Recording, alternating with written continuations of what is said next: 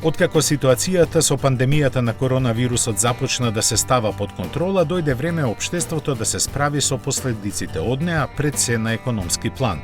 Меѓу првите во автомобилската индустрија реагираше Volkswagen, кој се покажа најподготвен и веќе започна да го рестартира производството. Така, со максимално почитување на антивирусните мерки, работниците се вратија во погонот во Цвикау, каде се произведува електричниот ID.3.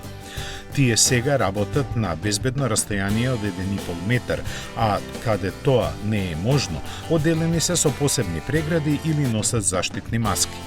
Честото миење раце и чистењето на работните места се задолжителни, а забранети се ракувањата и состаноците на повеќе од 5 лица.